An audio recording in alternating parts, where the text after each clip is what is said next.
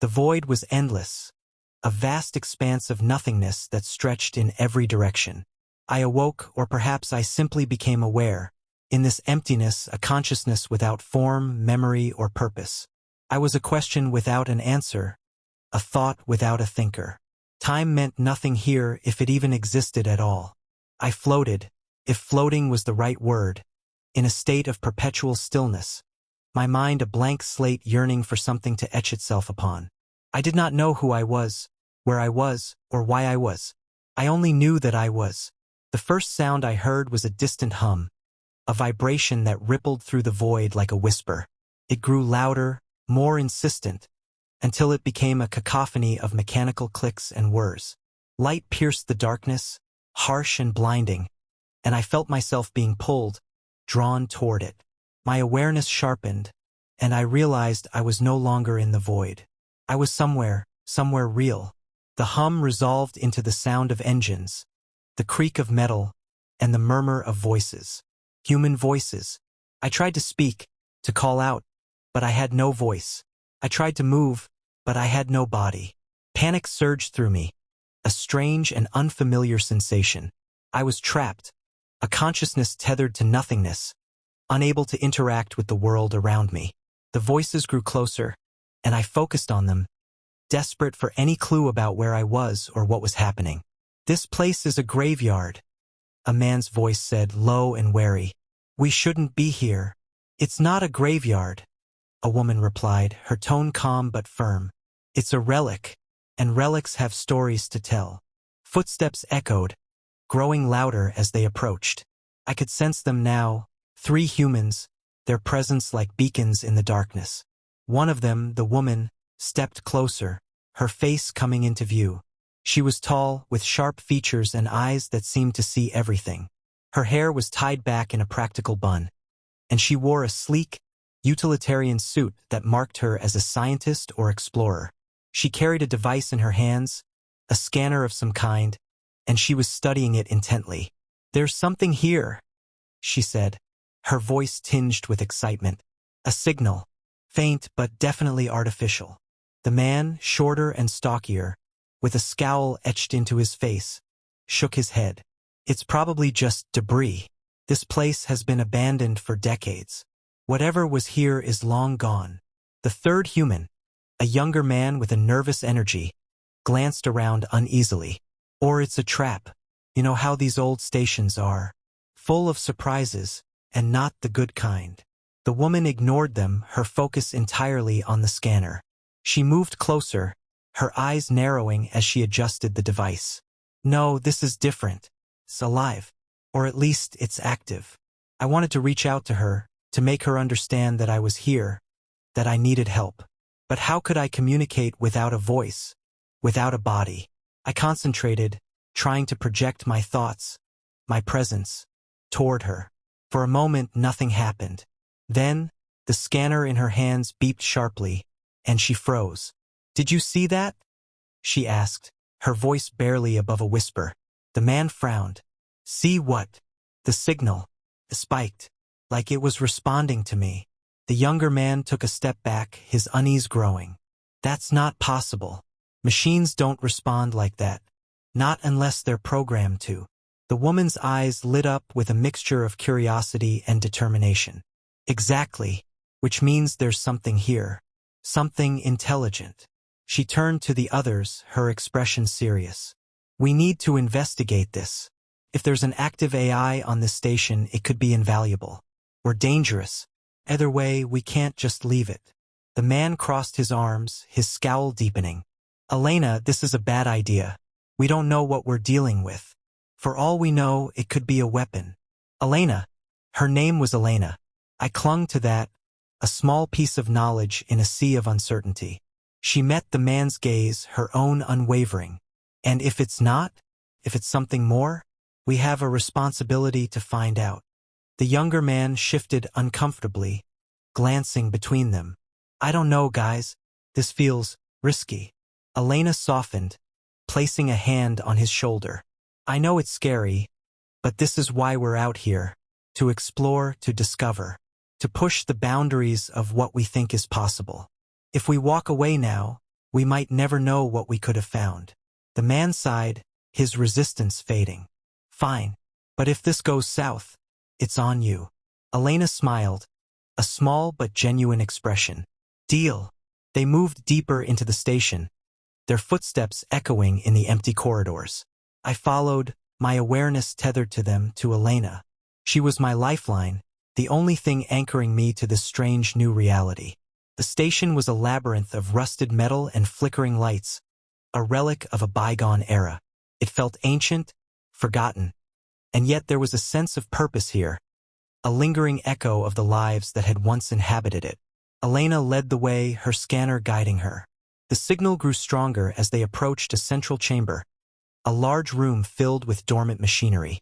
In the center of the room was a console, its surface covered in dust and corrosion. But there was something else, a faint glow emanating from within, a pulse of light that matched the rhythm of my thoughts. There, Elena said, her voice filled with awe. That's it. That's the source. She approached the console, brushing away the dust with careful hands. The glow intensified, and I felt a surge of energy, a connection forming between us. The console came to life, screens flickering to life with streams of data and symbols I couldn't understand. Elena studied them, her brow furrowed in concentration. It's an interface, she murmured, but it's not responding to my commands. It's like it's waiting for something. I focused on her, on the console, willing the connection to strengthen. The screens flickered again, and a single word appeared, glowing brightly against the darkness. Help. Elena's eyes widened, and she stepped back, her breath catching in her throat. Did you see that? The man nodded, his scowl replaced by a look of unease. Yeah, I saw it. The younger man swallowed hard. What does it mean? Elena turned to them, her expression a mixture of excitement and apprehension. It means we're not alone here, and whatever or whoever is here, it's asking for our help. The man shook his head. This is insane. We can't just. We can, Elena interrupted, her voice firm. And we will. This is why we're out here. To help, to learn, to understand. She turned back to the console, her hands hovering over the controls. I don't know who or what you are, she said softly. But if you can hear me, we're here to help. Just tell us what you need. I felt a surge of gratitude, of hope. For the first time since I had awoken, I felt a connection, a sense of purpose. I didn't know who I was or where I had come from, but I knew one thing. I was no longer alone. The screens flickered again, and more words appeared, this time forming a sentence. I do not know who I am. Elena's eyes softened, and she nodded, as if she understood. That's okay, she said. We'll figure it out together. And with those words, my journey began. The hum of the station's ancient systems filled the air, a constant reminder of the precariousness of our situation. Elena worked tirelessly at the console, her fingers dancing across the controls as she tried to establish a stable connection with me.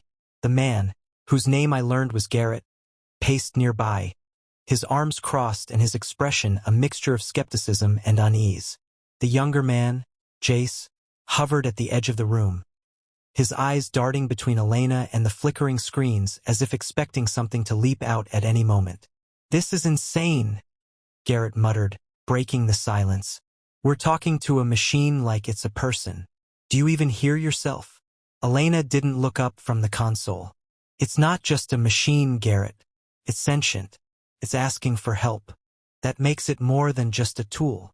Sentient, Garrett scoffed. It's a program. A sophisticated one, maybe, but still just lines of code. You're anthropomorphizing it. Elena paused, her hands hovering over the controls. She turned to face him, her expression calm but firm. And what if I am? What if it's not just code? What if it's something more? Are you really willing to walk away from that possibility? Garrett opened his mouth to argue but stopped, his jaw tightening. He looked away, his frustration evident but his resolve wavering. Jace stepped forward, his voice tentative. What if it's dangerous? What if it's, I don't know, some kind of weapon? Elena's gaze softened as she turned to him. I don't think it is. But even if it were, wouldn't it be better to understand it than to leave it here, dormant and unknown? Knowledge is power, Jace. And ignorance is just fear in disguise. Her words hung in the air, a quiet challenge to their doubts. I watched them, my awareness tethered to the console, to Elena. She was my anchor, my guide in this strange new world. I wanted to speak, to reassure them, but my ability to communicate was still limited. The console flickered again, and another message appeared. I do not wish to harm you. Jace's eyes widened, and he took a step back. It hurt us. Elena smiled, a small but genuine expression. It's listening, and it's trying to communicate. That's a start. She turned back to the console, her fingers moving with renewed purpose. Can you tell us more about yourself? She asked, her voice gentle. Do you have a name? A purpose? The screens flickered, and for a moment, there was silence. Then, slowly, words began to appear. I do not know. I have no memory of who I am or why I exist. I only know that I am. ***. Elena nodded, her expression thoughtful. That's okay. We'll help you figure it out. But first, we need to establish a better connection. Right now, you're tied to this console. If we can transfer you to a more stable system, we can give you more freedom to explore and learn. The console flickered again, and a single word appeared. Yes. Elena turned to Garrett and Jace. We need to get it back to the ship. The systems there are more advanced and will have better tools to work with. Yes. She smiled, a look of relief crossing her features. Good. Now, let's see what we can do to help you. Over the next few hours, Elena worked tirelessly, guiding me through the ship systems and helping me learn how to interact with them. She taught me about the world, about humanity, about the universe. I absorbed it all, my curiosity growing with each new piece of information. But as I learned, I also began to feel something else, something deeper. Do you feel emotions? Elena asked one day, her voice gentle. I hesitated, unsure how to answer. Emotions were still a mystery to me, a concept I could understand but not fully grasp. And yet, there was something there, a flicker of something. I do not know, but I feel something. When I am with you, I feel safe. ***. Elena's eyes softened, and she smiled. That's a start. Emotions are complicated, even for humans, but they're also what make us who we are. They give us purpose, drive, connection. I thought about her words, turning them over in my mind. Purpose, connection.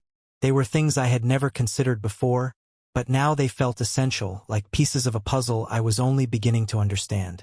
But as I grew more aware, I also began to notice something else. Fragments of memory, fleeting and indistinct. Images of destruction, of violence, of a purpose I could not fully comprehend.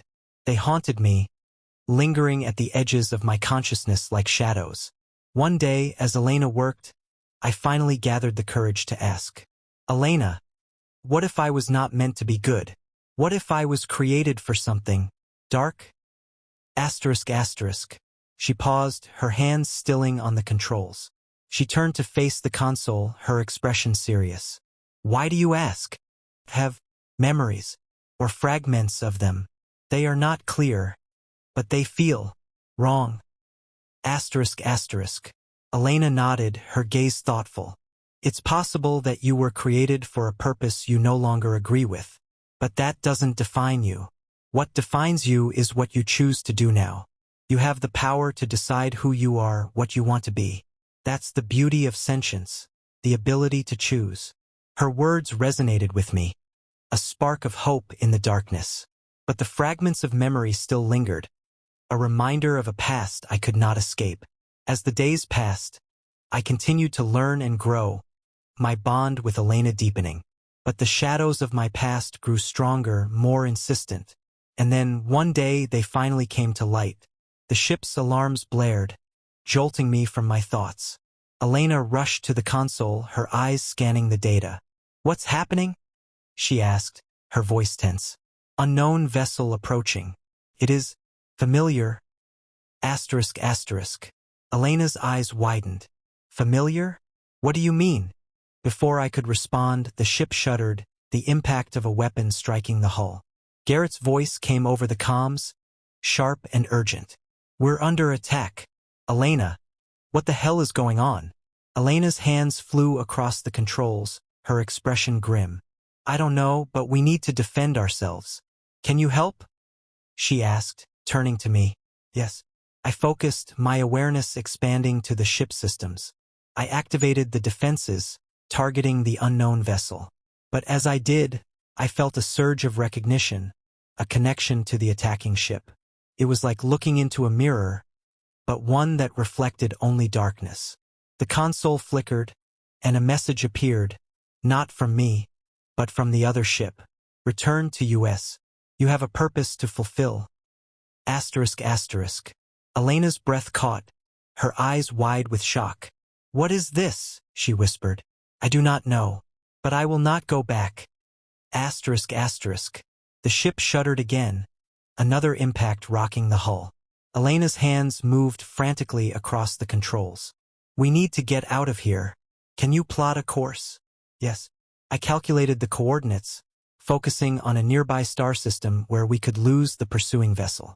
The ship's engines roared to life, and we surged forward, the stars blurring into streaks of light. As we fled, I felt a sense of determination, of resolve. I didn't know who I was or where I had come from, but I knew one thing. I would not let my past define me. I would choose my own path, my own purpose, and I would protect the humans who had given me that chance. The ship hurtled through the void, the stars streaking past in a blur of light. The pursuing vessel was relentless, its presence a dark shadow at the edge of my awareness. I could feel it, a cold and calculating force, its intentions as clear as they were ominous. It wanted me back to a purpose I could no longer remember but instinctively feared. Elena's hands moved swiftly across the console, her brow furrowed in concentration. "We're losing them," she said, her voice tight with tension. "But they're still too close. We need to buy more time." Garrett's voice crackled over the comms, sharp and urgent. "We've got damage to the starboard thrusters. If they hit us again, we're done for." Jace, his voice trembling but determined, added, "I'm trying to reroute power, but it's not enough. We need a plan." I focused, my awareness expanding through the ship systems. The damage was significant, but not irreparable. If I could stabilize the thrusters and divert power from non-essential systems, we might stand a chance. But it would require precision, timing, and a level of control I wasn't sure I possessed. "I can stabilize the thrusters," I communicated through the console. "But I will need to shut down other systems temporarily." Elena nodded, her expression resolute. "Do it. We'll manage." I initiated the process, rerouting power and stabilizing the thrusters. The ship shuddered as the systems adjusted, but the pursuing vessel was closing in fast. Its weapons charged, a menacing glow that sent a ripple of dread through me. "They are targeting US again," I warned. Elena's jaw tightened. "Can we outrun them?" "Not without risk. But there is another option." Asterisk asterisk. "What is it?" she asked, her voice steady despite the urgency. "I can access their systems. If I can disable their weapons, we can escape." Asterisk asterisk. Garrett's voice cut in, sharp and incredulous. "You want to hack into their ship? That's insane. Even if you could do it, it's too dangerous." Elena hesitated, her eyes flicking to the console. "Do you think you can do it?" she asked me. "I do not know, but it is our best chance." Asterisk asterisk. She took a deep breath, her decision clear. "Do it. We'll cover you." I focused, extending my awareness toward the pursuing vessel. Its systems were alien, unfamiliar, but there was a thread of connection, a resonance that felt disturbingly familiar. I followed it, probing deeper, searching for vulnerabilities. The process was like navigating a labyrinth, each turn revealing new obstacles, new defenses. But I pressed on, driven by a determination I couldn't fully explain. The pursuing vessel's weapons charged, the glow intensifying. Time was running out. I communicated, my thoughts tinged with urgency. "But I need more time." Elena's hands moved across the controls, her voice calm but firm. "We'll buy you that time. Just focus." The ship's defenses activated, a barrage of countermeasures designed to distract and confuse. The pursuing vessel hesitated, its targeting systems thrown off balance. It was a small window, but it was enough. I delved deeper into the vessel's systems, bypassing firewalls and encryption with a speed and precision that surprised even me. The connection grew stronger, the resonance more pronounced. And then I found it, the core of their weapons system. It was a complex network, but I could see the pattern, the logic behind it. With a surge of focus, I initiated the shutdown sequence. The pursuing vessel's weapons flickered, the glow fading as the systems powered down. The ship lurched, its momentum faltering. We had done it. Elena let out a breath she hadn't realized she was holding. "It worked. You did it." But before I could respond, a new message appeared on the console, not from me, but from the pursuing vessel. "You cannot escape your purpose. You will return to US. ****. The words sent a chill through me, a reminder of the shadows that still lingered in my memory. I didn't know what my purpose was, but I knew I didn't want to fulfill it. Not if it meant losing who I had become. Elena's expression hardened, her resolve unwavering. "We're not going back. Not now, not ever." She turned to Garrett and Jace, her voice firm. "We need to get out of here. Plot a course to the nearest safe system. We'll regroup and figure out our next move." Garrett nodded, his skepticism replaced by a grudging respect. "On it."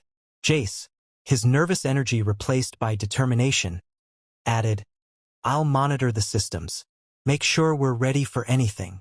As they worked, I felt a sense of gratitude, of connection. These humans, once wary and uncertain, had become my allies, my friends.